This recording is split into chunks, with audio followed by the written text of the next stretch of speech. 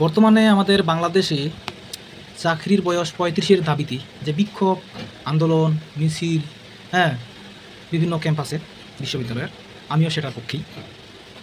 তো কথা হলো যে করোনার সময়ে সরকার আমাদের ভর্তুকির বয়স দিয়েছে ২ বার।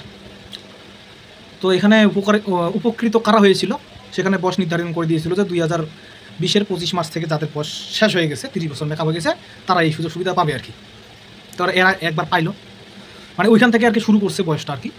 তো ইনারা একবার পাইলো, তারপরে ওই বয়সটা, ভর্তুকির বয়সটা যখন শেষ হয়ে গেল, তারপর আবার বিক্ষোভ হইল, আবার বয়স বাড়াই দিল। ভর্তুকির বয়স জুন মাস ২০২৩ সালে জুন মাসের ৩০ তারিখ পর্যন্ত।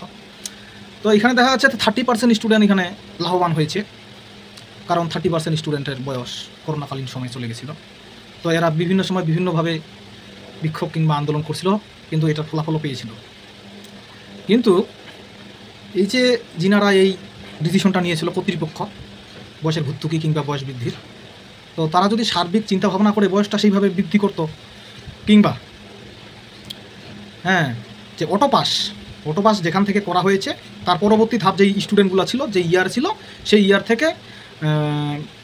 থেকে মানে আর কি বয়সটা, ভর্তুকির বয়সটা আর কি দেওয়া হবে। কারণ তারা সেশন জট খাইছে, কেউ অনার্স কমপ্লিট করে বসেছিল, কেউ মাস্টার্স কমপ্লিট করে বসেছিল, তারা কিন্তু এই সুযোগ সুবিধাগুলো পেল না।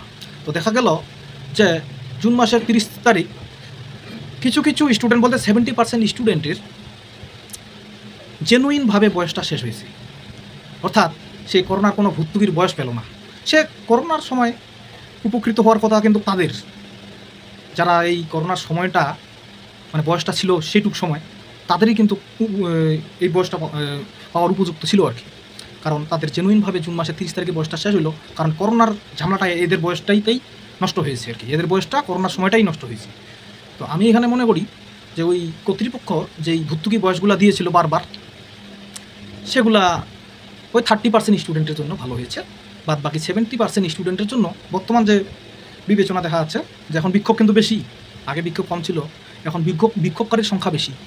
আর এদের বয়স ম্যাক্সিমাম কিন্তু জেনুইনভাবে জুন মাসে শেষ হয়েছে, এরা করোনার কোনো সুযোগ সুবিধা পেল না। তো কর্তৃপক্ষের দৃষ্টি আকর্ষণ করে বলতেছি যে আপনারা যে এর আগের ডিসিশনগুলো নিলেন, কী চিন্তা ভাবনা করে আপনারা ওই ডিসিশনগুলো নিলেন? আপনারা দেখবেন না কে কীভাবে উপকৃত হবে, কার কীভাবে ক্ষতি হবে? একটা ডিসিশন দিলে কার ক্ষতি হবে, কার লাভ হবে, দেখতে হবে। তো সার্বিকভাবে দেখতে হবে, সবার যেন উপকার হয়। যে অটো পাস যেখান থেকে আপনারা করে দিয়েছিলেন, সেখান থেকে যদি আপনারা টানে নিয়ে আসতেন যে অমুক ইয়ার কি অনার্সের অমুক ইয়ার থেকে, এই ওই অনার্সের অমুক ইয়ার থেকে বর্তমান সময় যারা আছে তারা সবাই এত বছর পর্যন্ত সুযোগ পাবে, সেটা 35 বছর কিংবা 34 বছর, যেটা হোক। এই ধরনের একটা ডিসিশন যদি দিত, কারো আপত্তি ছিল না, এইরকম আপনাদের বিক্ষোভ দেখতে হতো না বারবার। আমিও বলবো সেই কথা, হ্যাঁ, যে আপনারা ওটা কোন ধরনের ডিসিশন দিয়েছিলেন আমারও জানা নাই, আপনারা কাকে সুবিধাবাদী করলেন আমার জানা নাই। অনেককে আপনারা ডিসিশন দিয়েছেন কেমন, ভর্তুকি বয়স কেমন দিয়েছেন, 20 তারিখের 25 তারিখে শেষ হয়েছে, সেই ছেলেটাও ভর্তুকি বয়স পেয়েছে কেন? করোনার আগেই তো ওর বয়সটা শেষ হয়ে গেল, তাহলে তাকে সেই ভর্তুকির বয়সটা দেওয়ার কী দরকার ছিল? আমার কথা সেখানেই।